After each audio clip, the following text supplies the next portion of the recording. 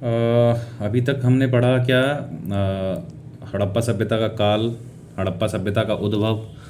अब हम जो टॉपिक पढ़ेंगे वो पढ़ेंगे कि हड़प्पा सभ्यता का भौगोलिक विस्तार क्या था। तो हड़प्पा सभ्यता का जो भौगोलिक विस्तार है उसके बारे में जब हम देखते हैं तो जो हड़प्पा सभ्यता या सिंधु घाटी सभ्यता के जो शहर और जो बस्तियां पाई गई हैं उनके आधार पर हड़प्पा सभ्यता का भौगोलिक विस्तार निर्धारित किया गया है। किसके द्वारा?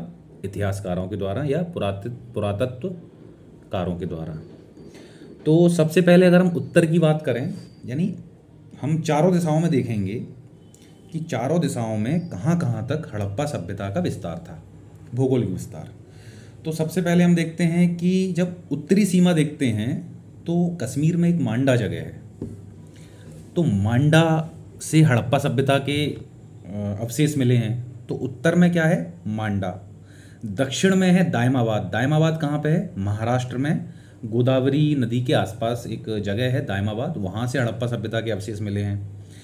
उसके बाद फिर हम पूरब की बात करते हैं तो हमको सबसे जो पूर्वी बस्ती जो मिली है वो मिली है आलमगीरपुर, जो कि उत्तर प्रदेश में, वर्तमान उत्तर प्रदेश में।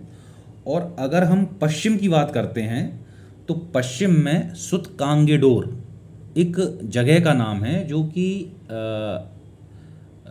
अफ़गानिस्तान में है। तो इस तरह जो हड़प्पा सभ्यता है ना, उसके ये चार जो जगह हैं वो उसकी पूर्वी पश्चिमी सॉरी उत्तरी दक्षिणी पूर्वी पश्चिमी जो सीमा है ना उसका निर्धारण करती है। अब इसके बाद हम देखेंगे कि इसका विस्तार कितना है, लंबाई और चौड़ाई। तो उत्तर से जो दक्षिण है यानी कि मांडा से लेके दायमाबाद तक ये 1100 किलोमीटर, जो उत्तर से दक्षिण यानी मांडा से दायमाबाद 1100 किलोमीटर, और पूरब से पश्चिम यानी आलमगीरपुर से लेके सुतकांगेडोर वो कितना है? लगभग लगभग 1600 किलोमीटर। और इसका जो क्षेत्रफल है यानी एरिया, तो एरिया इसका है 12.99 लाख किलोमीटर, यानी 12 दशमलव यानी 13 लाख किलोमीटर मान के चलते हैं, 13 लाख किलोमीटर स्क्वायर। तो इतने क्षेत्र में इसका विस्तार है। कितने क्षेत्र में? 13 लाख वर्ग किलोमीटर। और कहाँ से कहाँ तक इसकी सीमा बनती हैं? तो मांडा, दायमाबाद, आलमगीरपुर और सुतकांगेडोर। और अगर हम देखें कि ये कहाँ कहाँ इसके जो स्थल हैं वो पाए गए हैं, तो हम अगर मैप पे देखते हैं तो भारत में जो वर्तमान भारत का मैप है उसमें कश्मीर है, राजस्थान है, पंजाब है, हरियाणा है, उत्तर प्रदेश है, महाराष्ट्र है और गुजरात है। गुजरात में सबसे ज़्यादा हड़प्पा स्थल पाए गए हैं, ठीक है। और उसके बाद पाकिस्तान है, पाकिस्तान के बाद अफ़गानिस्तान है, बलूचिस्तान है। बलूचिस्तान जो बेसिकली कुछ हिस्सा उसका पाकिस्तान में भी आता है और कुछ हिस्सा उसका ईरान में भी आता है। तो ये तो हो गया हड़प्पा सभ्यता का भौगोलिक विस्तार। अब हम देखेंगे कि हड़प्पा सभ्यता का स्वरूप क्या था। स्वरूप मतलब उसका रूप कैसा था, वो शहरी थी, ग्रामीण थी, उसमें व्यापार कैसा था। यानी जैसे मान के चलो कि ये मेरा स्वरूप है, मेरा स्किन कलर क्या है? डार्क है, दो कान हैं, बाल हैं, मुंह हैं, हाथ हैं, तो ये स्वरूप। तो अब यही स्वरूप हड़प्पा सभ्यता को जब हम देखेंगे तो क्या देखेंगे उसमें कि हड़प्पा सभ्यता का व्यापार कैसा था। ये क्योंकि हम सभ्यता की बात कर रहे हैं, सभ्यता डिसाइड कैसे होती है? भौतिक वस्तुओं से। तो भौतिक वस्तुओं में क्या आएगा?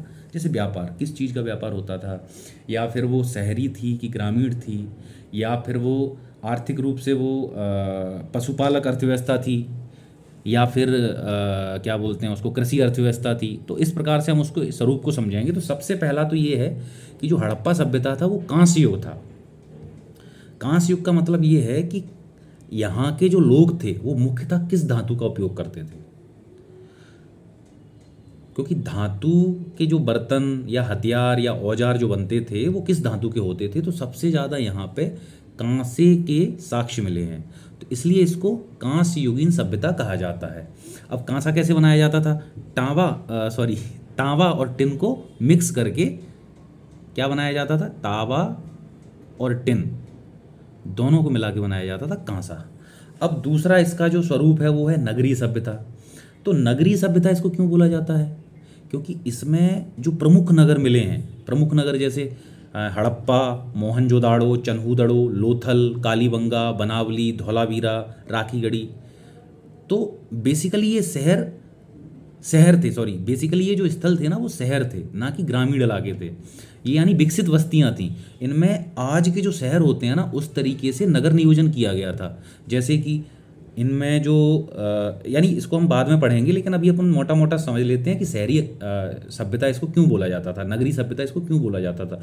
क्योंकि इन शहरों में नगर नियोजन की योजना को लागू किया गया था, इसलिए इनको नगरीय सभ्यता बोला गया था। उसके बाद तीसरा अपन अगर देखते हैं तो जो हड़प्पा सभ्यता थी वहाँ कृषि अधिशेष की स्थिति थी। अधिशेष मतलब जो कृषि का उत्पादन होता था वो इतना होता था कि जो उत्पादन कर रहा है, जैसे मान के चलो मैं खेत में अपने अनाज कर रहा हूँ, गेहूँ कर रहा हूँ या धान कर रहा हूँ, यानी उस टाइम पे बेसिकली चावल होता था, कपास होता था, तो जो मैं कर रहा हूँ तो अपने उपयोग के अलावा मेरे पास एक्स्ट्रा उत्पादन बच जाता था कृषि का, तो इसी को बोलते थे कृषि अधिशेष। क्योंकि कृषि अधिशेष होगा तभी व्यापार वाणिज्य फलेगा फूलेगा, तभी नगर विकसित होंगे, क्योंकि शिल्पी लोगों का विकास होगा। अब तीसरी चीज़ क्या है कि इसका चौथी चीज़, चौथा जो स्वरूप है विकसित शिल्प उद्योग, यानी शिल्प उद्योग बहुत विकसित था। हमने अभी पीछे क्या पढ़ा कि यह नगरीय अर्थव्यवस्था थी या नगरीय सभ्यता थी। अब जब नगरीय सभ्यता है तो 100% वहाँ पर शिल्प वाणिज्य ये बहुत विकसित अवस्था में रहे होंगे। उसके बाद विकसित व्यापार वाणिज्य। विकसित व्यापार वाणिज्य का मतलब यानी ये आंतरिक रूप से और बाह्य रूप से दोनों तरीके से व्यापार करते थे। जैसे बाह्य अगर व्यापार की बात करें तो मेसोपोटामिया के साथ, ईरान के साथ, या फिर अपना जो लाल सागर के तट हैं वहाँ पे जो लोग रहते थे उनके साथ। और आंतरिक रूप से अगर देखा जाए तो राजस्थान, कर्नाटक, अफगानिस्तान, ये आपस में एक दूसरे से व्यापार वाणिज्य करते रहते थे। छठवा है विकसित समाज एवं राजनीतिक व्यवस्था, यानी समाज देखा जाए तो विकसित था इनका, क्योंकि जब समाज विकसित होगा, लोग विकसित होंगे, तभी तो एक नियोजन के तहत काम होगा, नियोजन के तहत शहर बनाए गए। और राजनीतिक व्यवस्था भी इनकी बहुत विकसित थी, लेकिन इनके बारे में ज़्यादा साक्ष्य नहीं मिले हैं, तो इसलिए एकदम से सटीक रूप से कोई नहीं कह सकता कि वहाँ पे कैसी राजनीतिक व्यवस्था रही होगी, कि राजा का शासन रहा होगा या लोकतांत्रिक शासन रहा होगा या साम्यवादी शासन, जो XYZ जो भी है, समाजवादी वगैरह। अब उसके बाद जो 7वां पॉइंट है वो प्रकृति एवं मातृ देवी की पूजा।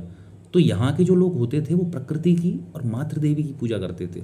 और हम ये चीज़ समझने की कोशिश करेंगे कि ये क्यों होता था, क्योंकि प्राचीन समय में, यानी अगर हम हड़प्पा सभ्यता की बात करें तो लोगों ने जब कृषि करना चालू किया, अब कृषि करना जब चालू किया तो कभी बारिश हुई, फसल खराब हो गई, कभी बिजली गिरी, लोग मर गए, पेड़ झुलस गए, कभी हवा चली, भयंकर बवंडर उठे, फसल खराब हो गई, पशु उड़ गए, यानी पशुओं की मौत हो गई, घर बर्बाद हो गए, गांव बर्बाद हो गए, शहर बर्बाद हो गए, कभी सिंधु नदी में बाढ़ आ गई। तो अब उस समय आदमी, यानी उस समय के लोग इतने वैज्ञानिक नहीं थे कि उनको उसके पीछे की सटीक जानकारी हो, तो उन्होंने उसको देवी रूप दे दिया। प्रकृति को क्या किया? देवी रूप दे दिया। जैसे उन्होंने नदियों को देवी रूप दे दिया, नदी माँ हो जाती है, प्रकृति माँ होती है, तो उन्होंने इनको पूजना चालू कर दिया कि जब वो कृषि में काम करने गए तो उन्होंने बीज छिड़कने से पहले या जोतने से पहले वहाँ पहले पूजा की, मिट्टी की पूजा की। पूजा क्यों की? कि भविष्य में जो भी आपदाएं आएंगी उनसे उन्हें सुरक्षा मिले। तो इस तरीके से क्या हुआ? प्रकृति का देवीकरण हो गया। तो इसलिए वहाँ पे क्या था? प्रकृति एवं मातृ देवी की पूजा की जाती, जिसके कि साक्ष्य मिले हैं।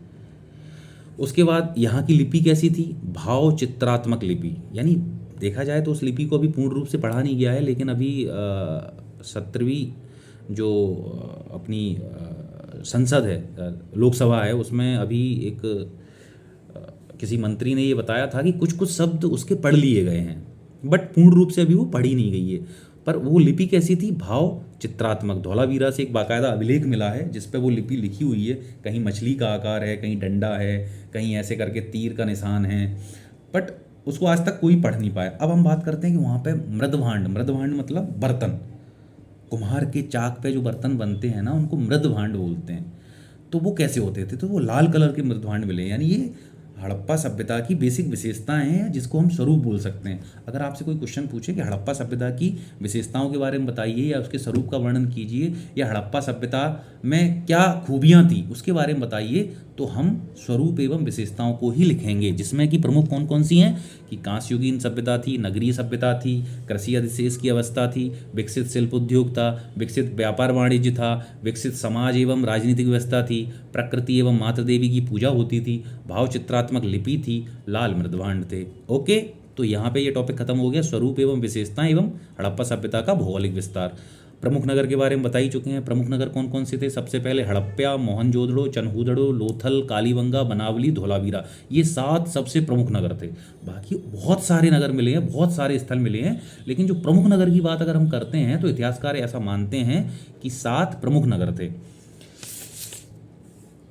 तो अभी ये 2 टॉपिक ख़त्म करते हैं, अगले टॉपिक को लेके हम शीघ्र ही उपस्थित होंगे। तब तक आप कमेंट करके बताइए कि मैं अपनी पढ़ाने की शैली में और क्या सुधार कर सकता हूँ और क्या डाल सकता हूँ। धन्यवाद।